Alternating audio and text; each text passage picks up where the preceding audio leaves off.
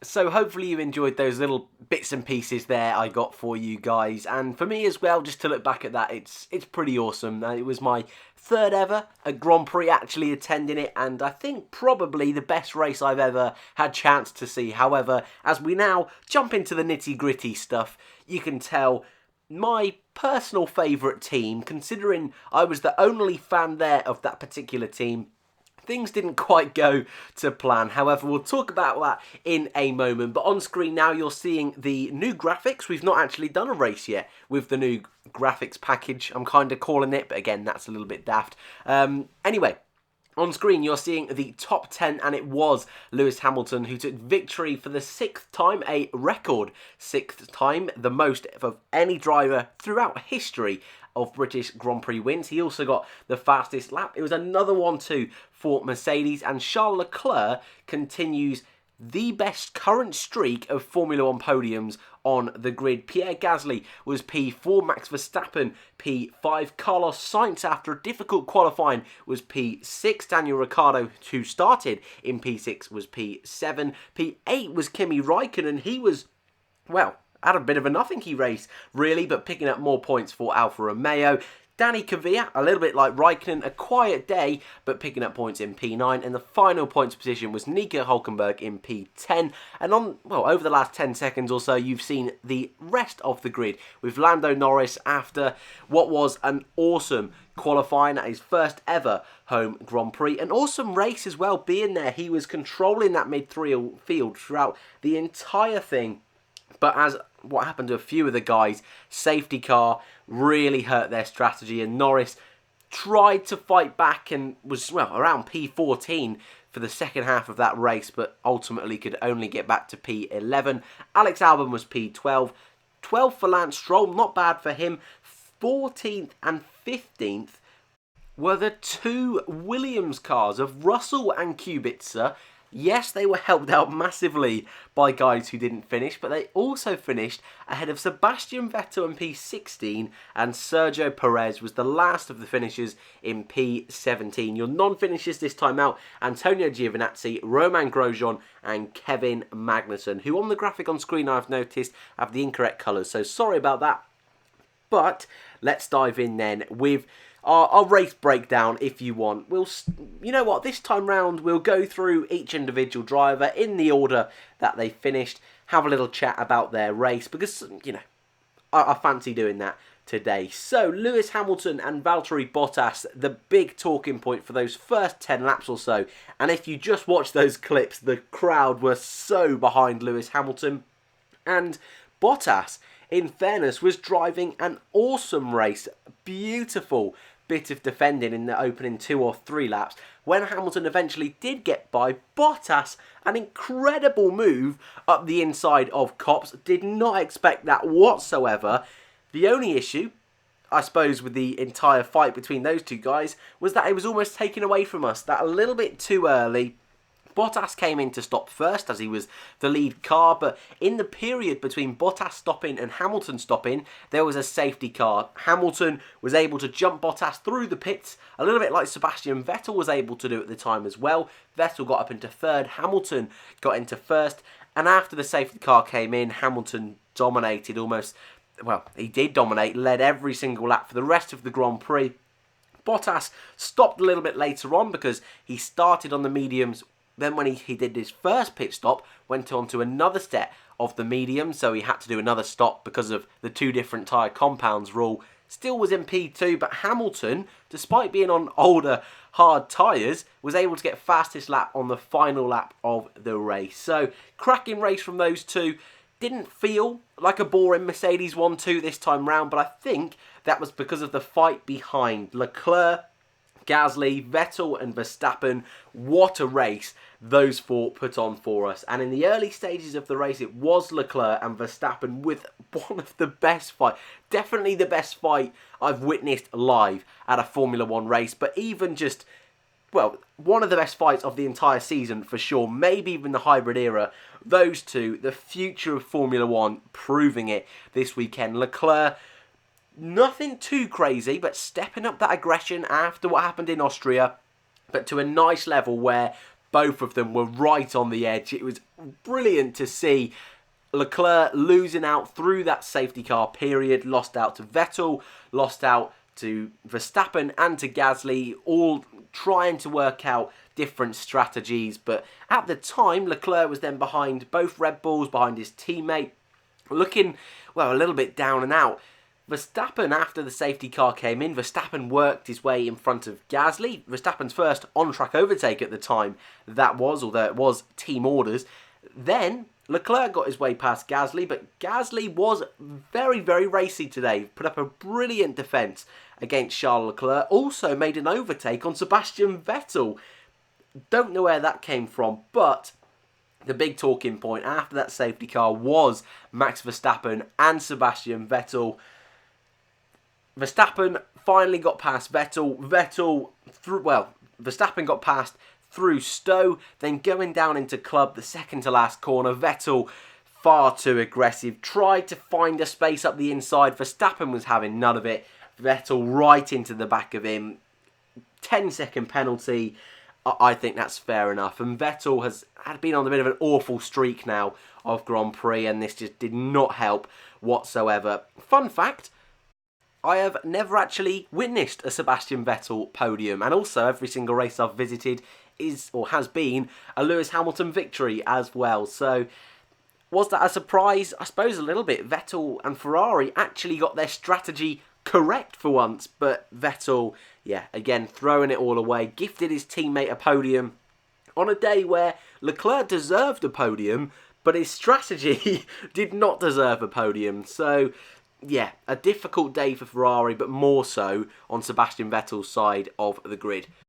Behind Verstappen in P6 was Carlos Sainz, a really good race from the Spaniard, once again picking up more points for McLaren. Started back in 13th, had a pretty awful qualifying actually, out in Q2, just one place in front of Romain Grosjean. Yeah, difficult day for Sainz on Saturday, but converted it on Sunday beautifully, picking up more points, exactly what he needs to be doing right now. Ricciardo, similar to Sainz, but Sainz started on fresh tyres outside the top 10. Ricciardo, a bit of a disadvantage starting in P6, but to finish P7, a good job from him. Raikkonen, I don't know how he managed to end up in the points again. That last couple of laps, Hülkenberg had an issue. Kvyat got in front of Hülkenberg. Norris had to stop late on, and Albon on the final lap lost a whole host of places. I'm not too sure what happened there either. So that was all. That sort of group was determined very, very late on. Stroll, a quiet day. The two Williams finishing in front of Vettel, and Perez contact with Hülkenberg after the safety car restart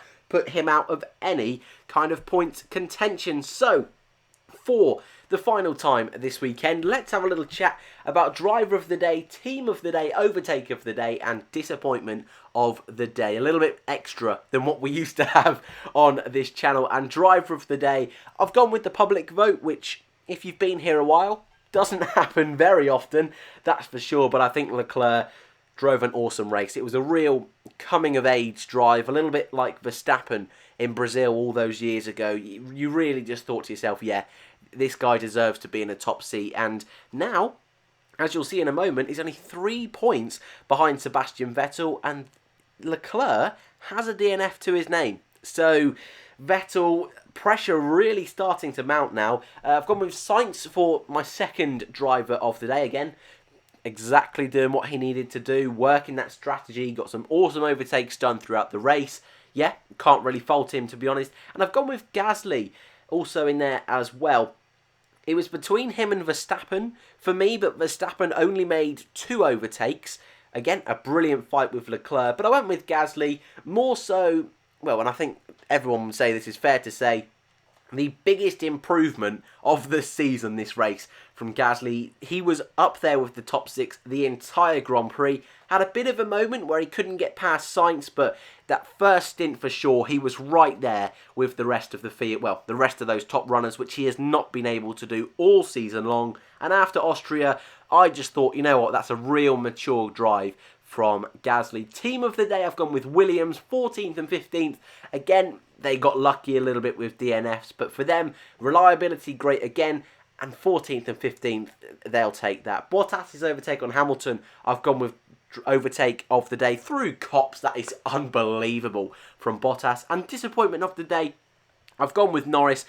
Nothing against Norris's drive, but just so unlucky he couldn't get points at his first home Grand Prix because he drove so well. And this is your championship after 10 rounds in the championship. Yep, again, another little mistake there, but we're getting used to the new system. After 10 rounds, this is how it looks. And Hamilton, well, another victory, another fastest lap, ekes out that lead even more over Valtteri Bottas. Verstappen, again, more points than Sebastian Vettel. There's a little bit of a gap there now, but as I just mentioned a minute ago, Leclerc right on the back of Vettel now, and I think that inter-team battle is really going to spice up as we head into the summer break, and Leclerc definitely the man in form at the moment. Gasly makes a little bit more of a buffer between him and the rest of the midfield, and the only change in the entire field is Raikkonen overtaking Norris to move into 8th in the championship. Having a look at the Constructors Championship, Mercedes, an even bigger lead now. I think this is crazy to say, but I think this one is 100% wrapped up now. Again, not quite, but it's looking like it's going to be a bit of a demolishing from not only Mercedes, but Mercedes engine teams. The reason I've got that graphic on the side is in Chamber F1's predictions I did with him at the beginning of the season. He spoke about engine suppliers and the percentage of points, and it's just something I'd never really thought about, to be honest. So I thought it was particularly interesting. Renault just on 99 points. Mercedes, even with Williams and Racing Point picking up hardly any points, still dominating overall in the engine department. But that is your lot today from Silverstone, from the British Race Review. Hopefully you've enjoyed it a little bit different, and again, apologies for being away this weekend. A couple of updates that will be coming up on the community feed in the next couple of hours, I would say, so keep an eye out for those. But thank you for watching. I hope you enjoyed the British Grand Prix. Like, subscribe if you are new, and I will see you in the next one.